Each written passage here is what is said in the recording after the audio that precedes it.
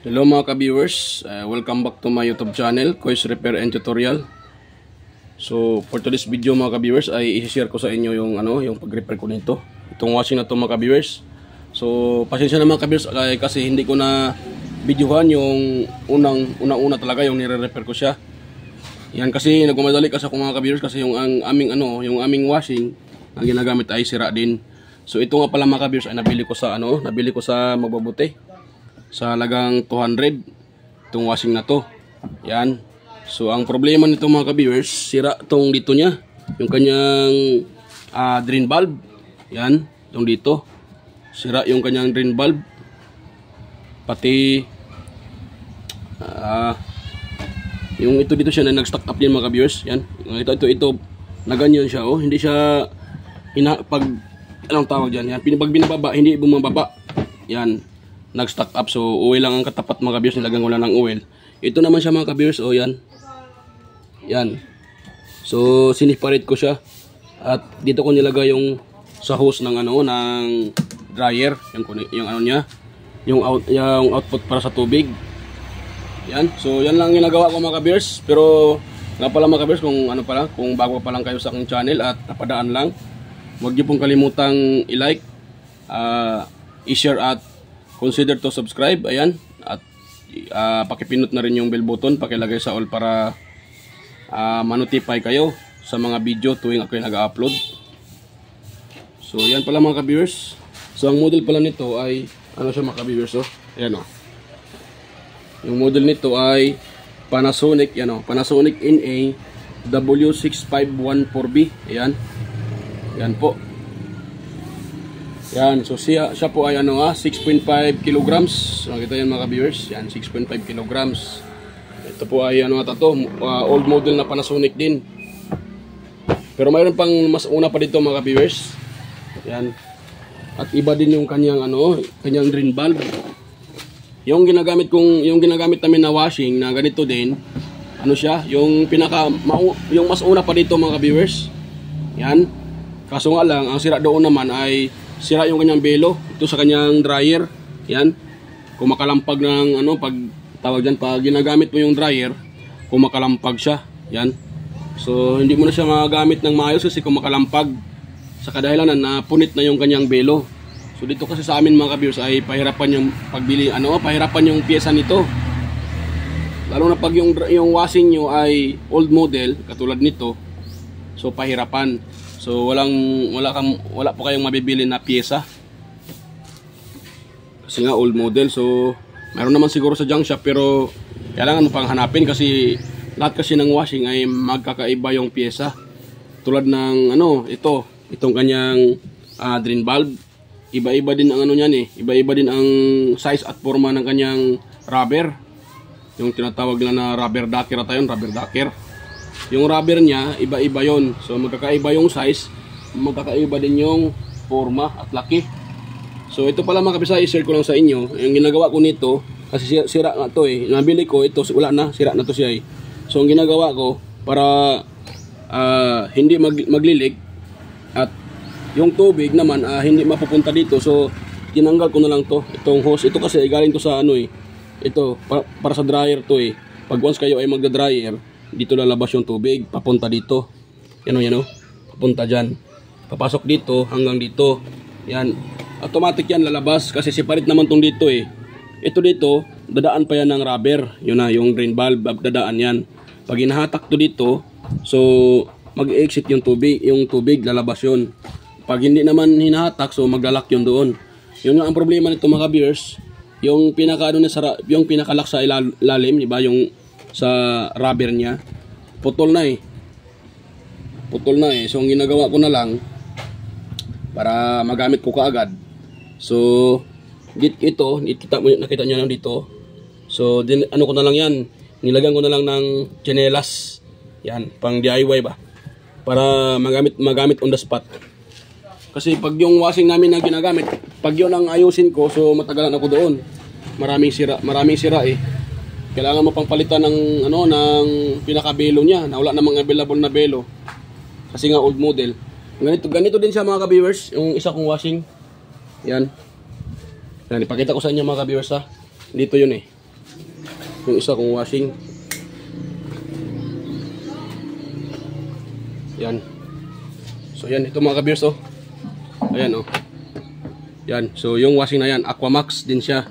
Yung model niya ay NA-W7510BE. Ito old model din to mga ka-viewers, eh. Ito ata ang pinakauna eh. Kumpara nung yung nire-repair ko ngayon. Yan, oh, ito niyo, sira na yung kanyang ano, yung takip ng kanyang dryer. Yan. Pero ang makina nito mga ka-viewers ay okay pa, gumagana pa eh. Yung washing yan, yung sa washing ay gumagana pa yan. Walang problema. Ang ito lang talagang dryer. Kasi punit na yung kanyang yung belo. Tsaka yung ano naman dito, yung drain, sa drain din naman may problema din. Palaging lumalabas yung tubig. Okay naman yung spring niya. Yung rubber nang nagka-problema kasi nga matagal na eh. Yan. So yun yung model niya mga ka-viewers. Sa tingin ko, para sa akin lang nga, ito ang pinakauna eh. Kumpara doon. Ito ay malaki, medyo malaki, 7.5 kilograms. Aquamax. Yan. Yan o. So mas ano siya. Yung model niya ay, ayaw mag-focus tong cellphone na to ah. Ano. Yung model niya ay, yan. Ayaw mag-focus ah. Ayaw mag-focus. Yan. So old molded din siya mga ka-viewers. Ito ata ang pinakauna eh. Yan, kumpara dito sa isa. Yan, kumpara dito mga ka-viewers. Oh. Ay, medyo magulo. Yan mga ka-viewers. Oh. Yan. So ito ang nire-repair ko ngayon mga ka-viewers. Ito mag-focus ah. Yan, focus na. So ito ang nire-repair ko. So magkaiba din ang kanilang drain valve. Yung drain valve na nung isa kong washing na sira din yung yung kanyang belo. So iba din ang doon eh, iba din, hindi din kapareho dito. Ang balak ko sana, yun ang kunin ko kasi buo pa yun, hindi pa siya putol. So ang problema lang, hindi sila magkapareho. So ito na lang ang ginagamit ko. Ang problema lang naman ito, stuck up yung kanyang itong parang sa brake. Yan, langis lang nilagay ko dyan mga viewers, langis lang. So dito naman, dinirekta ko na. Yan. So tinanggal ko na tong hose na to kasi po ito ay para sa drain. Kasi pag hindi natin tatanggalin yan at dinirekta natin dito, yan kasi ito hindi na ginagamit eh. So pag once tayo ay nagwa-washing, yung tubig dito sa washing ay papunta yan dito sa dryer. So baka magtaka kayo yung damit na dinadryer niyo ay hindi natutuyo. Kasi ikot siya ng ikot mayroon namang tubig sa ilalim kasi papunta nga dito yan eh. Yan. Kaya sinipalit ko siya. Yan o. Kung sakaling may tubig to dito kasi ito ay nakataas na yung kanyang hose. Ito yung hose niya. Yan ito. So nakataas na yan palagi. Pag gustong i-drain, ibaba lang siya. Yan. Para mag-drain. Yan. Pag ginagamit naman, itaas. Yan ang nagka-problema mga ka-viewers. Pag once dinirekta lang, dinirekta nyo, yan nga, ang tubig dito sa washing, galing sa washing, pupunta yan sa dryer. Yan. Kasi nga dito ay naka-open lang. Ito kasing dryer ay naka-open lang eh. Yan, naka-open lang yan mga viewers eh. Yan, naka-open lang yan. So pag once dinirekta, automatic yan. Mag-i-end yan dito, papunta sa ilalim. So kung sakaling may punit yung yung belo, yung rubber, ito yung belo niya. So tatagas siya dito sa kanyang motor. So ang mangyari diyan naman, baka masunog din yung motor kasi mabasa yan sa tubig. Tatagas yun eh. Or makuryente yung gumagamit or kayo kasi manggra-ground yan. Makakaroon ng ground dahil sa tubig. So ganun lang mga viewers ang ginagawa ko. Dinirekta ko na lang, Ano naman sa mga viewers, kung tingnan natin, parang hindi kaya-ayang tingnan. Tingnan nyo po. Ano lang ginagamit ko eh. Electrical tape lang kasi hindi mo naman madugtong to eh. Iba kasi malaki to eh. So para on the spot lang magamit. Yan. So dinugtungan ko na ng hose na medyo maiksi. Wala din akong hose na medyo mahaba. Yan. So ganun lang. Ako lang naman ang gumagamit eh. Pero kung pag iba ang gumagamit at ganito ang gagawin, so pabilin nyo na lang ng yung bagong hose. Bilhin ng bagong hose dito para magamit, para dito ilagay, para hindi naman pangit tingnan. Pero ito ay sa akin lang naman. So ganito na lang ginagawa ko. Ako lang naman gumagamit. Ang importante makalaba. Yan. Kasi yung isa kong washing medyo pahirapan ang paghanap ng pyesa eh. Hirap kasi ang paghanap ng pyesa nito. So dito sa amin ay hirap walang available na yung kanyang rubber dito. Yung belo niya. Hindi ka basta-basta makakahanap dito ng belo. Kailangan pa mag-order sa online. Yan. Ito naman, itong kanyang drain valve. So wala ding binibenta dito sa amin yung kanyang design kasi old model eh. So wala. So ito na lang ginagawa ko mga kabers. So pasensya na mga kabers, hindi ko na i-video yung pinakauna kasi nang mamadali kasi ako eh. Para magamit namin ngayon. Kasi tambak na yung labahin. Hindi ko nga mabigyan ng attention yung aming washing kasi nga busy din sa nire-repair. Meron na ibang nire-repair.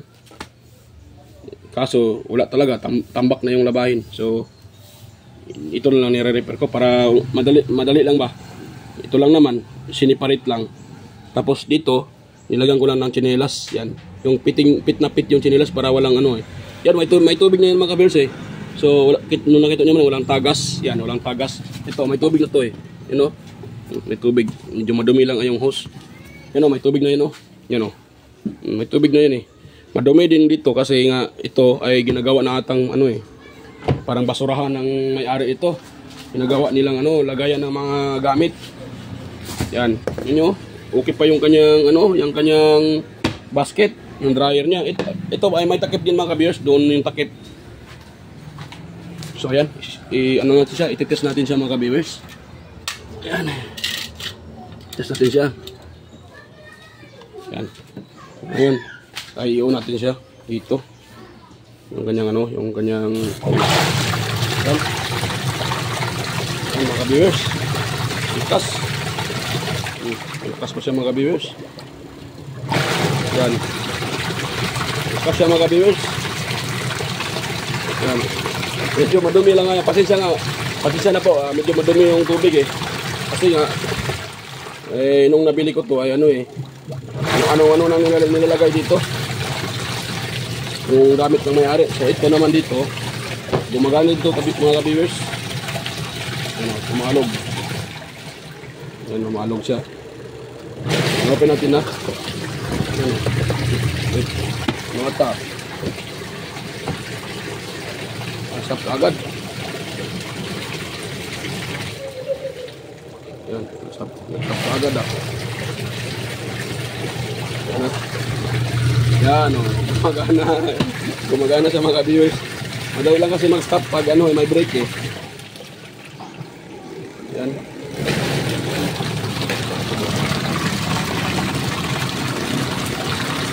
Gumagana sa mga viewers.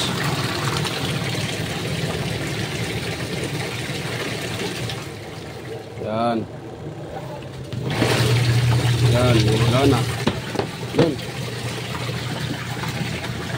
So, yan siya mga viewers. Yan Yan. Gumagana siya.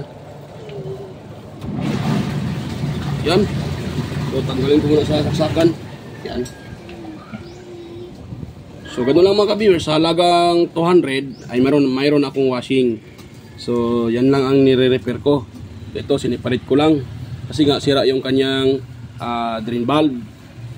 Yan. Or yung pinaka-rubber sa loob, ang tawag sa iba dyan, rubber ducker ata, rubber ducker ang tawag nila. So sira yun eh. Kaya pasakil. So yan mga viewers, yan So yan, yun yung ginagawa ko. Nakasiparit na lang. So sinishare ko na lang sa inyo kung paano ko siya ginawa. So bali hindi naman hindi naman siya kagandahan ang kasi yun nga sinasabi ko. Ito ay dinugtungan ko lang. Itong hose naman ay hindi ito para sa kanya. Iba yung hose na yan eh. Mas malaki yan eh. So wala naman akong hose na ganito. So ang ginawa ko, dinugtungan ko, dinagyan ko na lang ng electrical tape at tinagyan ko ng Volcasil. Pati electrical tape. Pero ito mga best ay dati pa yan. Siguro ito ay pinapayos na ng may-ari. Yan, makita nyo nilagyan ng ng rubber. Kasi nga sira ito. Yan. So sira ito. Ang problema lang naman sira yan. Kaso pag hindi kasi sinisiparate ito, magkakaroon ng problema tong ano natin, yung ating dryer. Kung sakaling mapunit yung ano niyan, yung pinaka belo niya, wala, dumiretso agad sa makina yung tubig. Kasi nga, sa sinasabi ko na nga, pag once ito ay may tubig itong washing, kasi ito ay naka-connect pa dito, ito, dyan. So pag once po ay kasi nga sira na ito ay sira na, siyempre nakadirekta na yan. So naka-open na permanente yung kanyang permanente yung kanyang rubber. So yung tubig dito papunta yan sa ito. Yan. Yan. So mag-iin yan dito sa ating dryer. So pag once kayo magda-dryer, ayan, baka magtaka na lang kayo, yung damit niyo ay hindi na tuyo kasi yung tubig papunta yan dito. Baka mag-level pa hanggang dito eh. Kasi pag nakataas yung hose, itong hose niya yan pag nakataas yan, pag nakataas yan, automatic yan tubig papunta yan dito eh. Kaya ang ginagawa ko na lang para hindi papasok dito yung tubig kasi palagi yan na nakataas eh. Kasi direkta na nga. Pag ginagamit nakataas, so yan na lang, sinisiparate ko na lang siya. So ayan, mga ka-viewers, kung mayroon kayong kung mayroon kayong nakukuhang ideya sa i-share ko sa inyo, yan, huwag nyo naman kalimutang mag-like, mag-share at consider to subscribe. Ayan. Yan mga ka-viewers. So yan, bye-bye mga ka-viewers. At anan, nga pala, thank you nga pala sa mga sa inyo mga ka-viewers, ayan, sa palaging nanonood sa aking video at sumusuporta. Ganon din sa sa mga nagko-comment na sila si Sir John Santiano, ayan, Sir Alex Paroni, ayan. Thank you po, Sir Alex Paroni, Sir John Santiano, yan. At sino pa yung iba? So wala kasi akong Odigo. So sa lahat na sumusuporta sa aking channel, yan, at palagi nanonood sa aking mga video, thank you talaga, yan. Kasi kung hindi sa inyo ay wala din ako dito sa mundo ng pag-YT. So ayan, maraming salamat talaga sa inyo. At ganun din sa aking mga kaibigan sa YT, hindi ko na kayo isa-isahin. So ayan, sa next video ko na lang kayo i-shout out isa-isa. So yan, mega loud shout out pala sa inyo lahat. Yan, sa mga kaibigan ko sa YT. Yan, mega loud shout out. Yan, ganun din sa mga viewers dyan at organic viewers. Ayan, silent viewers. Ayan, mega loud shout out po sa inyo. So ayan, bye-bye na po. Ayan, bye-bye na. So ako po ay na po. So kita-kita po tayo sa next kong mga video. Ayan, bye-bye.